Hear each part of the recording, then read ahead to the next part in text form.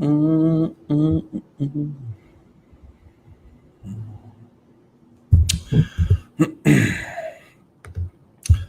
All right, what's up? So just like usual, I'm going to do like a 20 minutes topic and then take questions. If you want your question answered first, drop a super chat. Also, one more thing. So what I'm starting to do now is if you have a question and you would like it answered, I'm offering video responses to your questions if you donate to that link, that PayPal link. So I'm putting that in the comments, put that in the chat. So if you have a question about nutrition, diet, exercise selection, whatever, any diet, nutrition, or exercise related question, go ahead and click on that PayPal donate link. Send me a donation, and I'll do a video response to your question. So that way, I get messages and emails and stuff. It's a lot easier to just answer your question through a video. So go ahead and hit that donate button if you have a question that you would like me to answer directly and personally, and I'll send you a video response. Again, if you want me to analyze your workout, analyze your diet, whatever, just send me everything you need, donate, and I'll respond. So I'm doing this one today at noon because according to the YouTube analytics, most of my videos are viewed around noon Eastern time. So now I'm doing it around noon. Obviously, this live stream will be available later. So again, if you haven't already, join the Patreon for exclusive content. You can also ask me questions directly there too. Link is at the bottom. Let me put the banner up.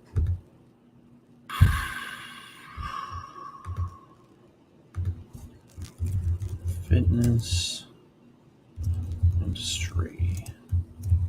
Nice. So today I'm talking about, we're going to go over just 3 supplement industry. Actually, I'm going to edit this. I should have said supplement industry lies.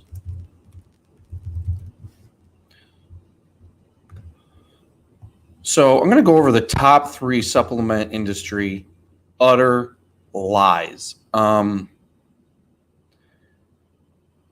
supplement industry is a mess. It's for the most part fraud, but there are 3 of them. There are 3 supplements that you guys really need to pay attention to and not buy.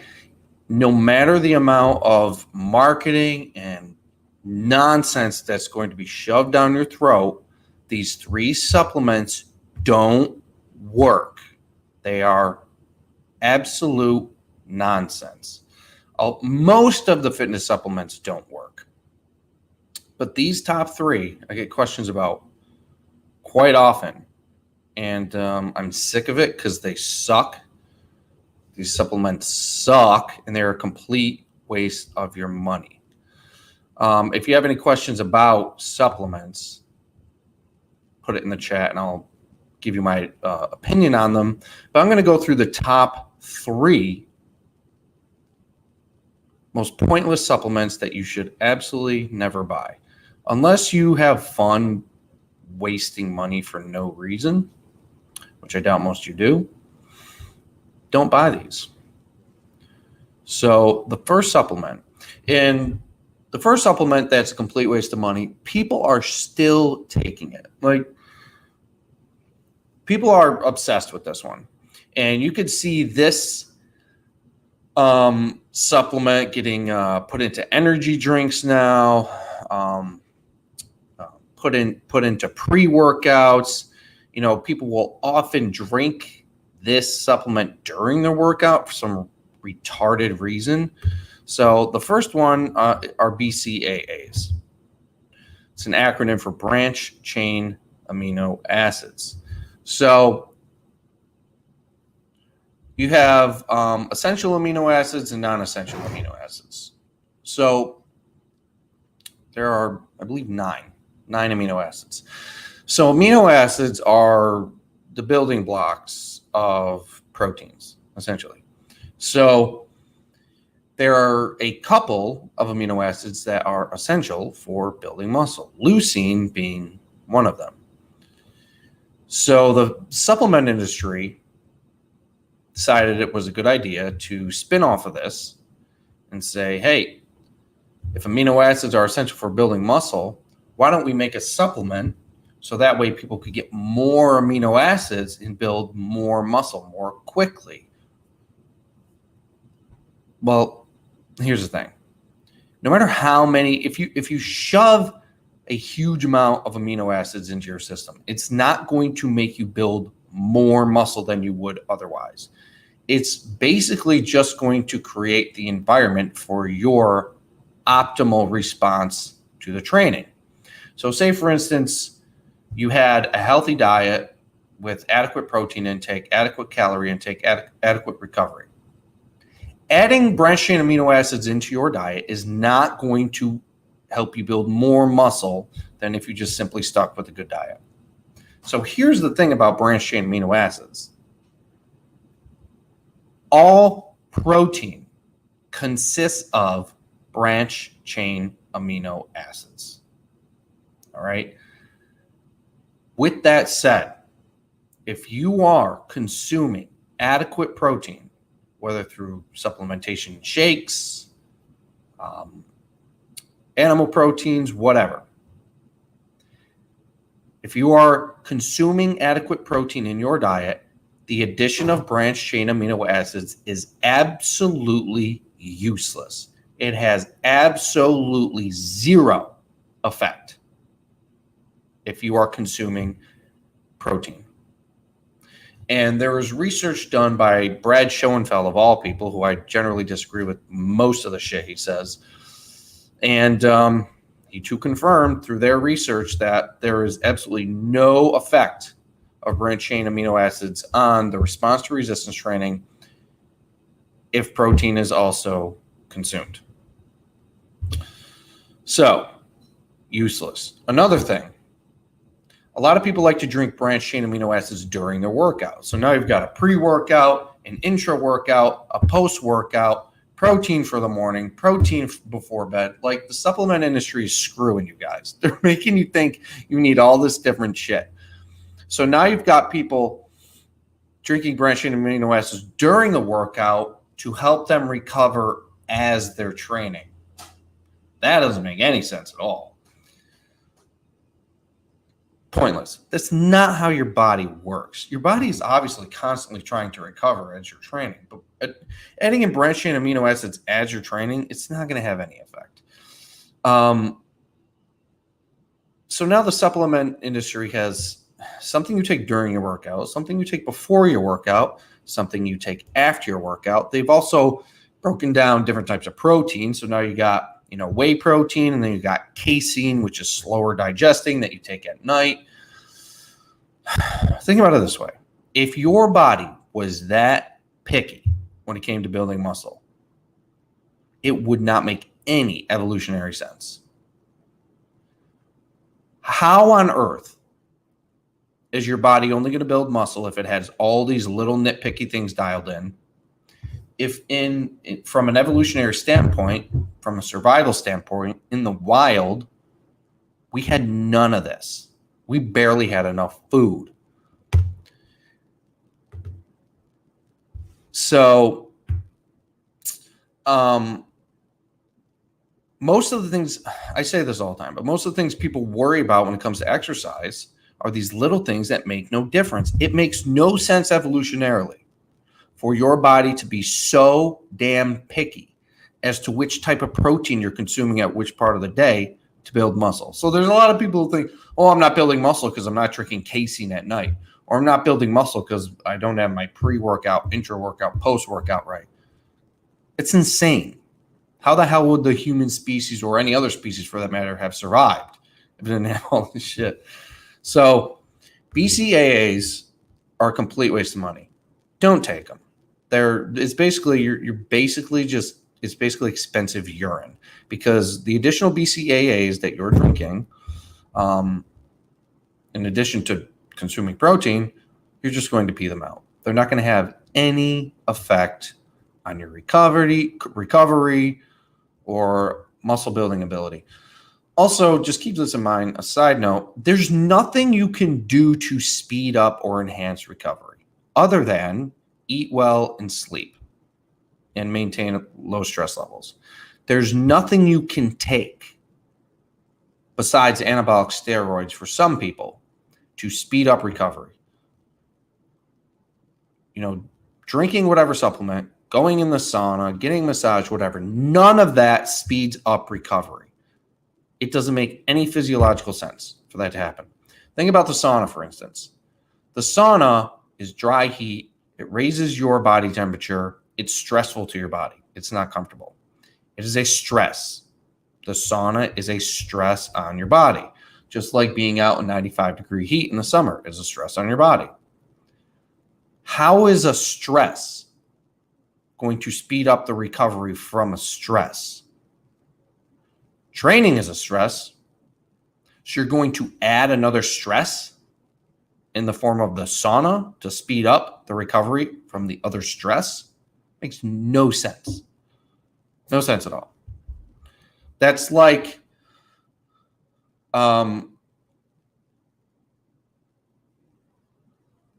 it's almost like having it's like having a bad burn and then sticking it in hot water thinking it's going to heal faster. Doesn't make any sense.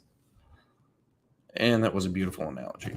So BCAAs, ridiculous. The next one, another complete waste of money, doesn't work. Fat burners. The only people who buy fat burners are morons and lazy people. So the thing about fat burners is what's in fat burners are basically just a bunch of nonsense extracts of sorts, like green tea extract or all this other bullshit that they concentrate and put into pill form, and they say it helps burn fat. Now, in the past, I went through all of the ingredients in fat burners, and I went through PubMed, and I looked at some of the research for all the ingredients. Not one single ingredient in these fat burners has actually been shown to increase the rate of fat mobilization. None of them. They theoretically do. But through the research, none of them have shown to increase the rate of fat mobilization. There's nothing you can just add to your body. There's no particular food that you could start eating to burn more fat. And this question is so stupid. What do I eat to lose weight? What the fuck does that mean? Less of anything. So adding brown rice or broccoli or quinoa to your diet, no food is going to accelerate fat loss. No additional supplement is going to accelerate fat loss. Not even cardio is going to accelerate fat loss. Fat loss physiologically can only come from an environment of a negative energy balance. The reason fat is there, and the only reason you're going to mobilize fat is to make up an energy demand. So how does the addition of a pill do that? It doesn't. That's the thing. There are some supplements that can raise slightly your resting metabolic rate. These are amphetamines, really, like ephedrine, caffeine, actually. Some of these stimulants will raise your resting metabolic rate. And if you had your calories dialed in, they will accelerate fat loss a little bit, like caffeine or ephedrine or something like that. But there's no pill you can buy at GNC that is going to accelerate fat loss. That's insane. So don't waste your money on that bullshit. And they have, green tea extract is one of them that they say helps mobilize fat. But I went through all the ingredients of these stupid fat burners, and there was literally not a shred of evidence to show that any of the ingredients in fat burners work. Insane. Unless it's like ephedrine. And again, if you guys have questions that you want me to answer when I'm done with these, go ahead and post them. All right. The third supplement that is a complete waste of money is test boosters. So the fitness industry is real good giving these things really funky names and appealing packaging. You know, they almost make them look dangerous, which is funny. So here's the thing about test boosters. Again, it's not exogenous testosterone. Okay. It's just a bunch of bullshit, just like fat burners, that theoretically will cause an increase in endogenous testosterone. But again, none of it has been proven.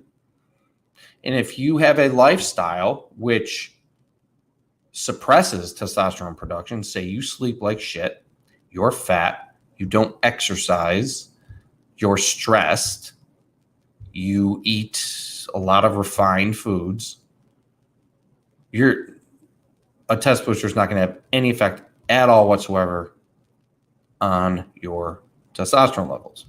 So here's the thing about test boosters. Sometimes they do work, but you have to have all the other things dialed in. Diet, sleep, training, whatever. But the caveat to this is how much it raises your testosterone. Test boosters have been shown to, at best, raise your testosterone by 50%, which sounds impressive, right? And that's what they'll put on the packaging. Here's the thing. You can raise your testosterone by 50% just by sleeping better. All right. Also, a 50% increase in testosterone is going to have absolutely zero muscle building effect. Anabolic steroids will increase your testosterone by 1,000%. That's where the super physiological benefit comes in. A 50% raise in testosterone will have no effect on body composition, muscle building ability, energy, all of the benefits of testosterone. You need to raise it tremendously.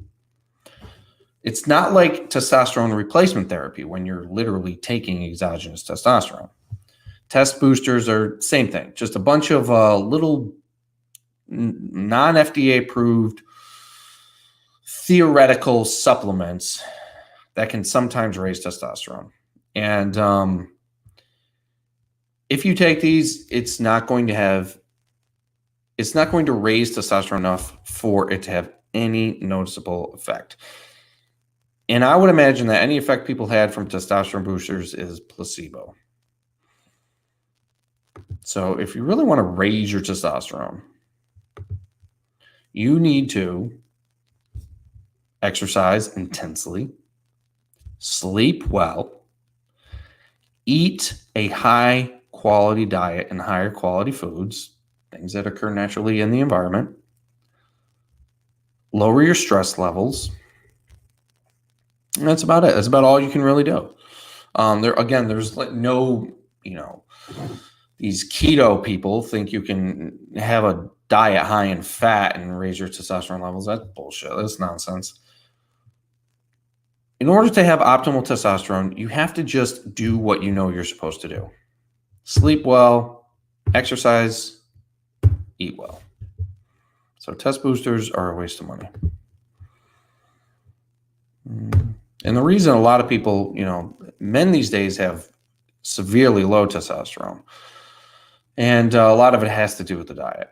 Diets that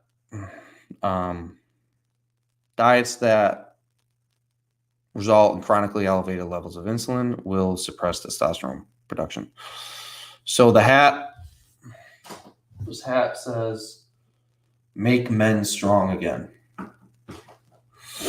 because we're going to need to. It's not my hat. It's Anthony Johnson's hat, 21 Studios. So if you guys want to buy that hat, go to 21 Studios. You can buy it from him. He just makes me all kinds of hats that say all kinds of crazy shit on them. And obviously, I like that one. So I've also got one that says, "Make women thin again, make women fit again," which I posted on YouTube, and 100% toxic masculinity. Especially like trolling people, because people get so upset when they see a red hat with white writing, and I love that. It's fun. All right. Sell them and become rich. Listen, you're not going to sell hats and become rich. If you do, well, Trump probably did. Is it true that cold showers are good for you and help with recovery? No. See, that's another thing. Like, no. Think about it. Like, if you sit there and think about physiologically, what is recovery? So through exercise, you stress your cardiovascular system. You have microscopic inflammation and tearing of the actin-myosin filaments, like at the cellular level of your muscle fiber. Literally, it's like, think about your muscles are almost like, it's almost like a rug burn on your muscles. Like, they're irritated. How is a cold shower going to improve the speed at which your body repairs damage at the cellular level? Like, how is a cold shower going to, speed up the mechanical damage of the actin-myosin filaments? Like, it doesn't even make any sense. These are like stupid little things that, again, like, if anybody, the placebo effect is huge. So people can try some shit that they hear from like Tim Ferriss or whoever. But you got to remember, the people who promote these things are trying to sell you something. So people say, "Oh, Tim Ferriss said cold showers at fucking 3 a.m. in the winter help speed up recovery," and blah, blah, blah, blah, blah. And then your dumbass gets up and tries it. And then the placebo effect convinces you that it helped you out. So I guess if you want to do something like that for the placebo, fine. But physiologically, cold showers, sauna, infrared, red light therapy, none of that stuff is going to speed up recovery. Your body recovers at its optimal rate with proper rest, proper nutrition, and emotional and psychological stress levels. If all those things are dialed in, that's as fast as your body will recover. There's nothing you could do to make it recover faster. And here's the thing. So I think this is where people came up with this. So we follow professional athletes a lot and what they do, because we think they must know something special because they're a professional athlete, when in reality, they're just physiological genetic freaks. And they're literally professional athletes almost in spite of all the dumb, counterproductive shit they do. But we don't realize that. So we look at them, we look at what they do, and we think they're doing something right. And you'll notice a lot of athletes will do things like take ice baths after practice, right? After training, after practice, for recovery. But what are they recovering from? They're recovering from the huge amount of inflammation and damage from practice. The joint inflammation, connective tissue inflammation, tendinitis, all of these things are the result of excessive physical activity and excessive peak forces and just pretty much wearing your body out. Now, when you have an injury or an inflamed connective tissue or an inflamed joint, whatever, ice baths, applying cold heat or cold whatever, just applying ice packs or heat, whatever, is going to help bring down the inflammation of essentially injuries. All right. So when you see an athlete in an ice bath, he's not recovering from the muscle stimulation with that ice bath. He's recovering from the damage of practice, the damage on his joints, the damage on his tendons, his ligaments, his bones. Ice helps reduce inflammation with an injury. Ice does not speed up recovery with a stimulated muscle. That's where people are getting confused, because practice is not exercise. Practice is, especially like football practice, they're practicing a skill under really demand conditions that is damaging and bad for their body. They're not stimulating an adaptive response. It's got nothing to do with the muscle. So I think that's where people started to believe that cold showers somehow speed up with recovery. Cold application will help recovery of an injury, not help recovery from exercise. Okay.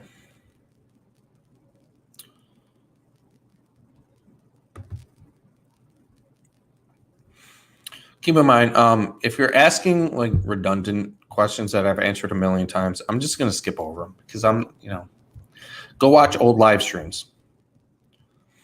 Let's see.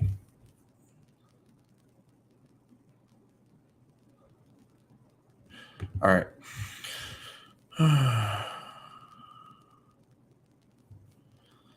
Is it a problem if you eat high volumes of food but low in calories while trying to shred and build muscle? No, because it has nothing to do with the volume of food. It has to do with the calorie intake. Think. Why would the volume of food make a difference?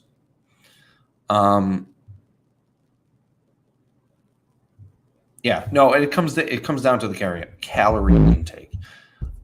You could like fill this desk with vegetables and still be in a calorie deficit. It's a huge volume.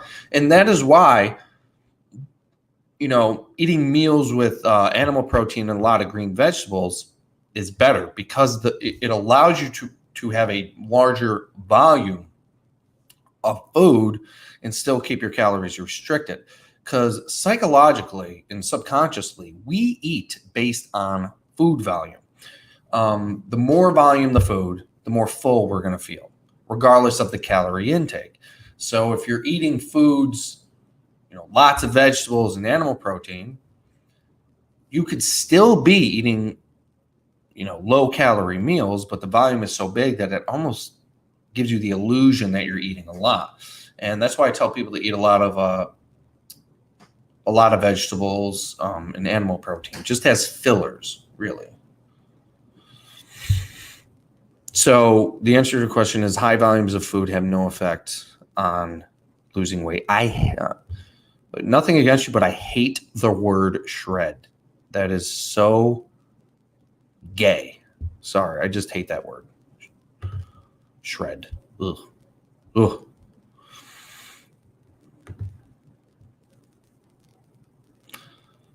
Doing affiliate marketing and health supplements like keto.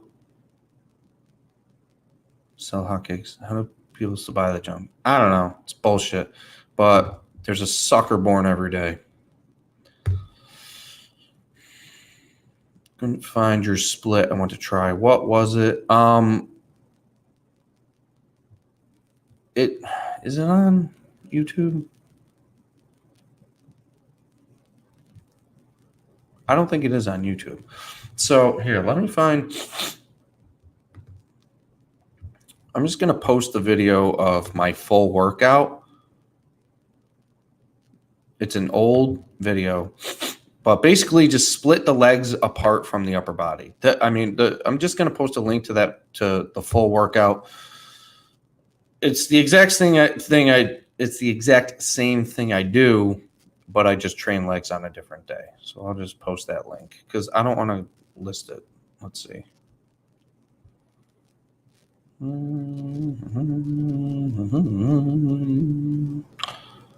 Here it is. 29,000 views. Not bad.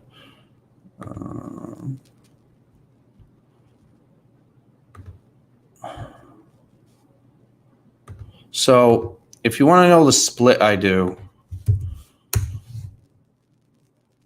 just watch that video and split up the legs and the upper body. That's all there is to it. Like, you guys got to remember, there's nothing special about my workout at all. My workout is the most boring, basic thing in the world.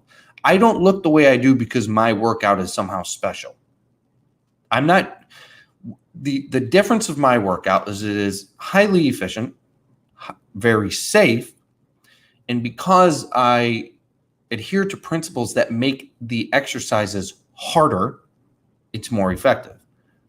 But there's nothing particularly special about my exercise choice, my exercise order, the time under load, the equipment I use, nothing. The reason I respond the way I do to training, first of all, is I have freakish genetics, okay? Obviously.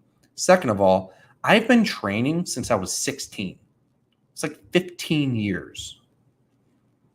A lot of you have not ever trained before. And then you're just jumping in and you expect this miraculous change in 2 to 3 months. Guys, I've been training for 15 years.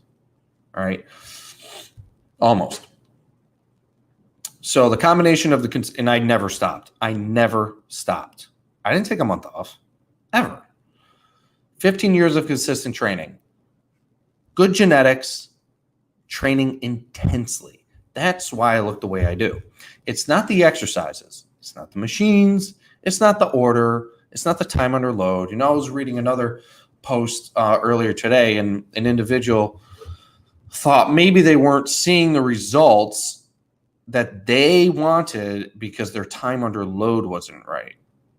So instead of doing 60 seconds of time under load with an exercise, they thought, hey, maybe if I up it to 90 seconds, an extra 30 seconds, then maybe I'll look like Lou Ferrigno. Guys, that's fucking ridiculous. Think about it. Like, I don't even care if this video is monetized. I'm going to swear. But, guys, 30 seconds? It's like 3-4 repetitions. Like, that's insane. So none of this little stuff makes a difference. What makes a difference is how friggin' hard you train, how well you eat, and how well you sleep. That's all you got to worry about. Forget everything else. Make your body really, really fatigued in the gym. Go eat high-quality food and get your ass to bed on time. That's the best you can do. There's nothing else you can do unless you want to take a shitload of steroids that likely aren't going to make you look any different anyway.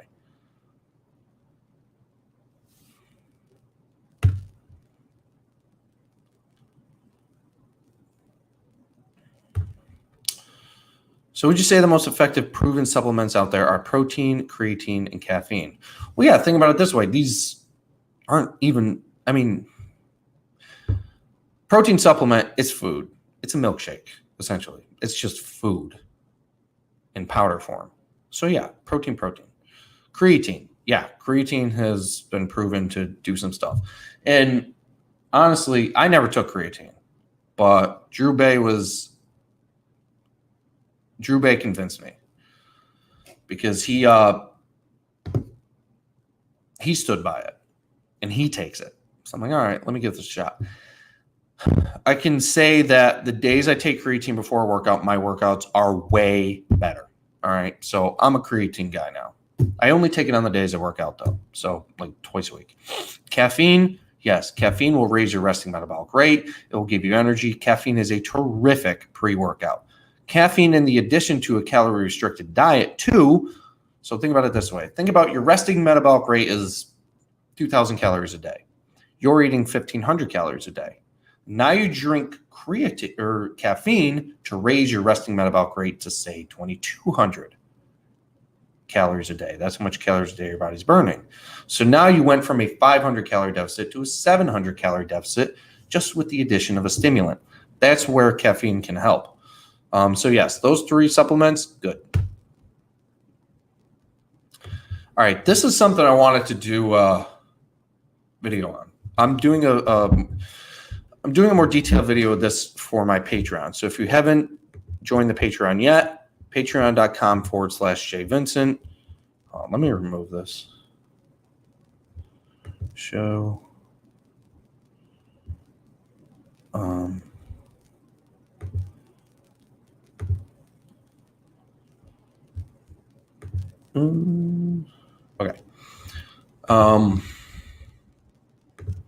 So I'm going to do a more in-depth video on this on the Patreon, but what are the best indicators of proper recovery before the next workout session? So as an experiment last week,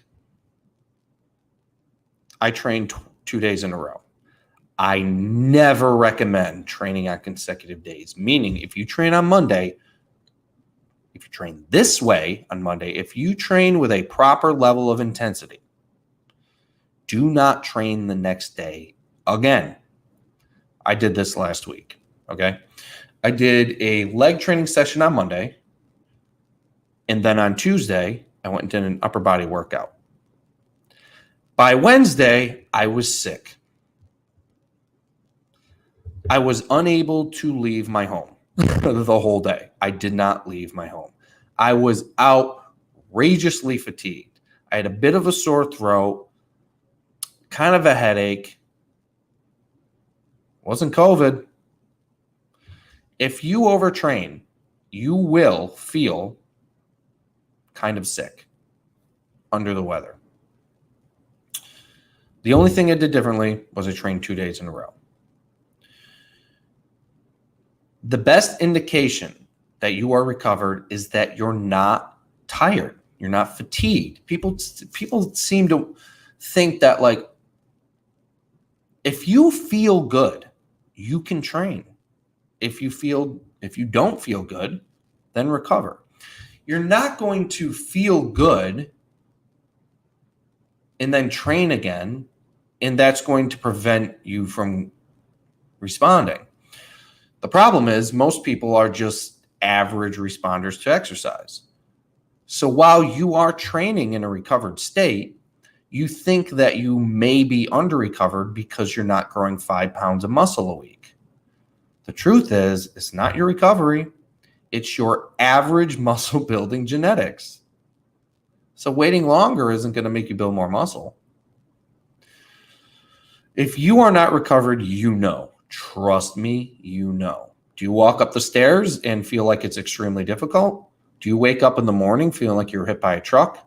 Are you more sleepy than usual? These are indicators that you're under-recovered. But if you are able to go do your workout and you feel good, you're recovered. That's it. That's all there is to it.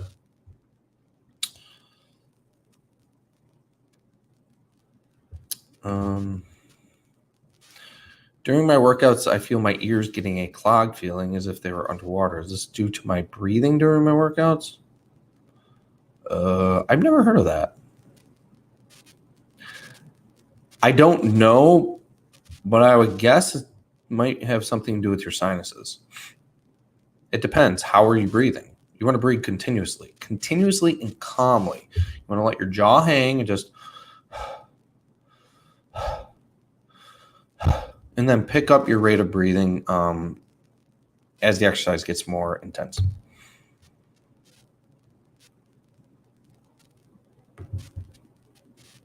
Do you recommend a superset in case you can't achieve proper muscle failure? Not a superset, but a drop set. I think that's what you meant. Yeah, if you get to the end of a set and you reach failure and then you stop and set the weight down, you feel like you have some strength and some energy left, drop the weight by about 50%, go again. You want to feel like when you're done with that set, you want to feel absolutely fried. If you don't feel absolutely fried, keep going. Do another set.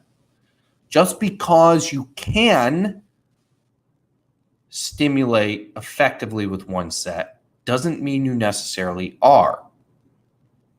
If you're doing one really shitty set, one set is not going to work for you. The goal is significantly and aggressively fatigue your muscles. They should feel fried. If they don't feel fried, do another set. If you do another set and they don't feel fried, do another set. You can 1 set is all you need if you do it properly. But if you don't do it properly, you're going to need more sets. So yeah, do a drop set. You should feel absolutely fried.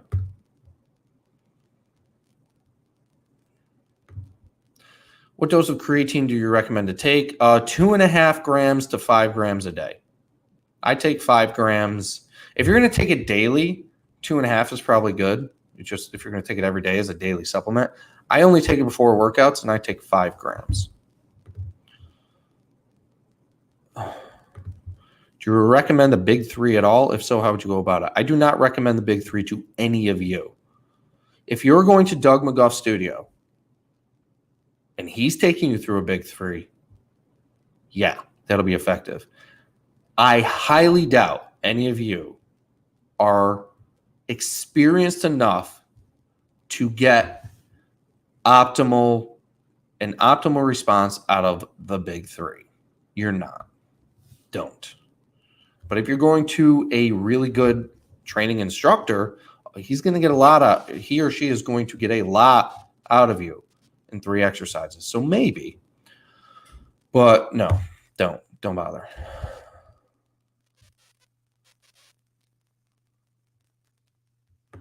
What do you think about a mouth guard? Sometimes they put a stick in their mouth because of the effort. No, you don't want to clench your teeth at all. You don't want to clench your teeth during exercise. That's a huge no-no.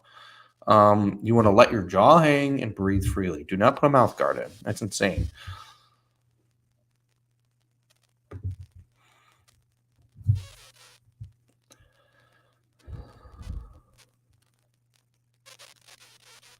All right, let's see. Sometimes it can't go more than 10, 15 minutes training upper body. Caffeine help to train for longer. Why do you want to train for longer? That's under the assumption that the amount of time spent training is directly correlated to your results, but we know that's not true, right? If you've been following this long enough, you know that duration of exercise has very little to do with your response. It is intensity of exercise, and the more intense the exercise, the shorter the duration. Your workout is of short duration because you're training hard. You never, ever, ever, ever want to sacrifice intensity for making the workout longer. If you are cooked in 10, 15 minutes, you're done. My leg workout lasts like 8 minutes. It doesn't have to be long. And my legs look sick.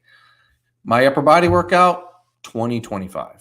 If your workout only lasts 10 to 15, if your workout only lasts 10 to 15 minutes and you are aggressively fatiguing your muscles, that's all you need. But isn't 10 minutes too low if you train twice a week? Why is it too low? Too low for what? Are you aggressively fatiguing all the major muscle groups? You can do it in 10 minutes. Why couldn't you?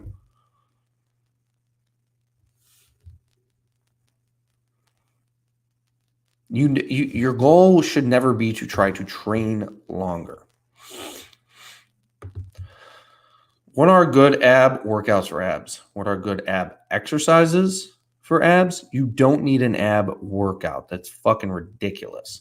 The abdominals flex the torso. A crunch, an ab machine. I do my abs. I train abs maybe like once a month. How about this? The gym I go to now doesn't have a single ab machine. That's because it's Ben Pekulski's gym, and he knows that ab training is pointless. He doesn't have a single ab machine. He has 12 different leg presses and hack squats, and not a single ab machine. Ab training is not very important. Any abdominal exercise you choose to do, and a crunch is fine. At the end of your workout is all you need. Abdominal exercises will not make your abs look any better because there's still fat covering them.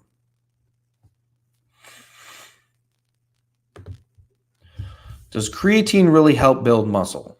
For some people. It's like a 50-50. Some people will experience better muscle growth gains from creatine. Some people will not. Basically, what creatine does is just help transport phosphate groups back to adenosine diphosphate or ADP in order to regenerate adenosine triphosphate or ATP, which is used for muscle contraction. So basically the ATP comes down, it donates a phosphate group to the muscle cell. In the process of the donation, it creates the energy for a muscle contraction as it breaks apart, and now you're left with ADP. Creatine holds on to phosphate groups, brings it over, and donates it back to ADP to regenerate ATP for further muscle contractions. So what creatine will do is help give you more energy during your training, which may allow you to train harder for a better stimulus to build muscle. Creatine in of itself does not do anything to help the muscle building process. All it can do is help you generate more energy so that way you can train more intensely and produce a more effective stimulus. But the creatine molecule itself, no, it does nothing for building muscle. All right, DJ Brad, you're obviously new to this channel because I've said many, many times that cardio does not help you effectively lose weight. How do you get your abs to show? Eat a calorie-restricted diet. Reduce your calories. All right. Cardio is not going to have an effect for most people when it comes to weight loss and fat loss. Some people, okay. Most people. You need to reduce your calorie intake for a long period of time, not 2 weeks, not 4 weeks, not 8 weeks, not 12 weeks, looking at 6 months to a year, and allow enough time for your body to break down excessive fat tissue to the point where your abs become visible. That's all you can do. Additional cardio is going to have no effect for most people when it comes to obtaining visible abdominals. Everybody wants abs, but none of you have the discipline enough to count your calories. All this time you could be spent doing all this time most people spend doing cardio, the hours and hours they spend doing cardio could be done weighing your fucking food and measuring it. Sorry to be blunt, but come on. You're spending, 5-6 hours a week doing cardio.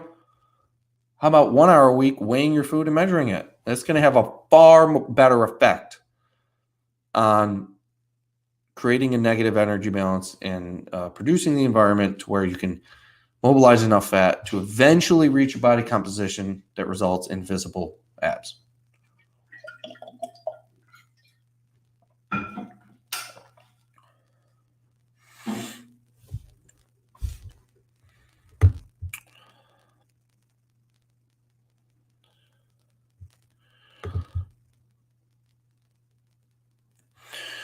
Would it be better to use free weights over machines as I don't have access to Nautilus machines? So, not necessarily. Here's the thing. Some machines are so bad that you're better off using free weights. Oh my God. DJ Brad, I posted a video on this. Go back, look through the channel. I posted a video on building muscle in a calorie deficit. You can build muscle in a calorie deficit. Go back and watch that video. So some machines are so bad that you're better off using free weights. You don't need a Nautilus machine. I don't use only Nautilus machines. I use some Nautilus machines, but I also use hammer strength machines. And the gym I go to literally has custom built equipment. So just because you don't have access to Nautilus machines doesn't mean you shouldn't be using a machine. Some machines are very, very bad, and you shouldn't bother using them. Most biceps machines are fine. Most ab machines, fine. When it comes to things like a row machine, a chest press machine, almost all pec fly machines are perfectly fine. You can't fuck that up. Leg press machines, most leg extension machines, fine. Most leg curl machines, fine.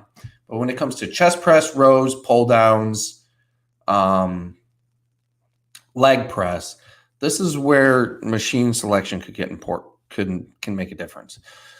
So if you have access to hammer strength, Nautilus, any plate-loaded machine with a single axis of rotation and no pulley system. Any plate-loaded machine is generally pretty good.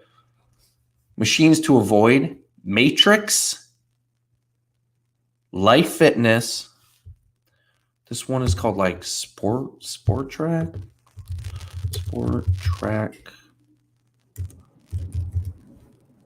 Exercise. There was this one equipment I used at a Crunch Fitness once that was really bad. And I don't think anybody... Star Trek?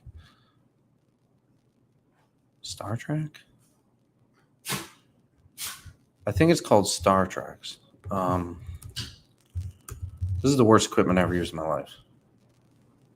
Yeah, Star Trek. Do not use Matrix. Do not use Life Fitness. Do not use Star Trek. These are the worst lines of equipment ever. If that's all you have access to when it comes to chest press, leg press, row, pull down, avoid them. In that case, you want to use free weights, or every single gym has one of those cable pulley systems. You can use that for row and pull downs. But then when it comes to things like chest press and leg press, a lot of times you'd be better off. Try to use all the plate loaded stuff, basically. Do I know about Jordan Peterson's training method? No. Thoughts on ashwagandha? I don't know who that is. Ashwagandha. I don't know who that is. Then would we not build muscle in a calorie deficit? I did a video on this. Go back and look through the channel. You can build a muscle in a calorie deficit. The fact that you need a calorie surplus to build muscle is a stupid myth promoted by stupid bodybuilders.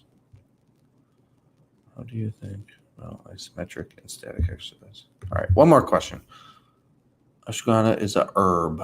I don't know. I'm going to have to look into that more. I'm not really sure what that is. What's it for? Ashwagandha. It's a natural plant that boosts tests. Yeah. So that's the thing. It's never going to boost testosterone enough to make a noticeable difference. All right. Maybe 50% at best. Probably not worth it. You're going to have a more profound effect on your testosterone levels by dialing in your diet, exercise, and sleep. Far more. And reducing alcohol intake, reducing if you smoke marijuana, that's going to affect testosterone negatively. Alcohol is going to affect it negatively. Diets high in sugar, negatively. But it's mostly for stress relief. Right, but excessive, excessive intake of anything has negative side effects. All right, back to this. What do you think about isometric? This guy's Italian, so his English is a little off. What do you think about isometric and static exercise? It's good. I do a lot of it. I incorporate isometric and static exercise in with dynamic exercise, so I combine them. For instance, if I'm training somebody, a lot of the times when they reach failure, I will have them do an additional 5-10 second isometric contraction. I'll add manual resistance to make it a little harder on them. I like to incorporate it with dynamic exercise. I would never do a fully isometric workout. It's just so boring. Would it be effective? Certainly. But how effective is something that is so boring you don't want to do it? You know what I mean? So I prefer dynamic.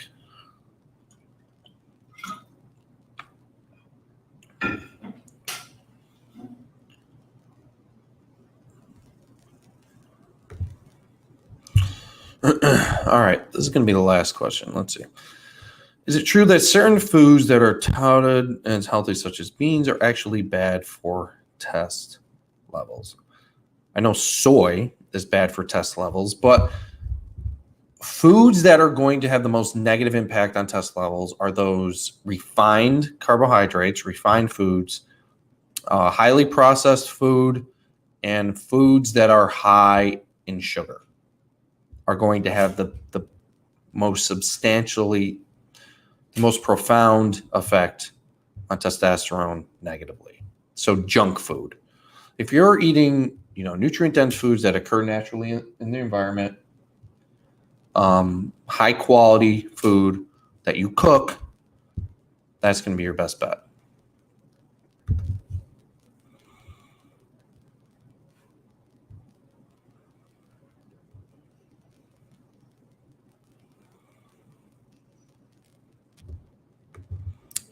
You familiar with Mind Pump? I'm not. What do you think about their training philosophy? Big on mobility, training frequency, and sport type training and phases. No, there's no such thing as mobility training. That's skill. Well, if anyone says you need to do exercise for mobility, they have no fucking clue what they're talking about. Sport type training is fucking stupid because sport specific training is specific to that sport. They are specific skills. If you are looking to improve your overall physical capacity, you have no business doing any sort of activities that resembles something done in a sport unless you compete in that sport. So Mind Pump are idiots. I can tell right off the bat, I don't even need to see them. All right, that's it for me today. If you guys want me to answer a question personally with a video, so I'm doing video responses to questions. Say if you want me to look at your workout, whatever, click that PayPal link and donate to my YouTube channel with a question, and I will answer your question with a video. Also,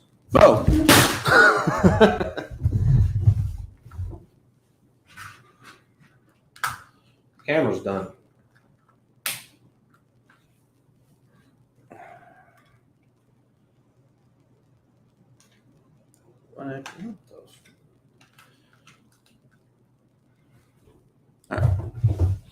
Whoops. Anyway, looks like the camera's done too. So again, if you haven't already, join patreon.com/JayVincent. If you would like private coaching or a private phone session with me, biofitny@gmail.com to schedule coaching calls. Again, if you join the Patreon and you have questions, you can message me directly. And that's that. So until the next live stream, today is what? Monday. I'll probably do another one on Wednesday. So stay tuned. Follow my Instagram, J__Vincent. Like and subscribe, all that nonsense. See you guys later.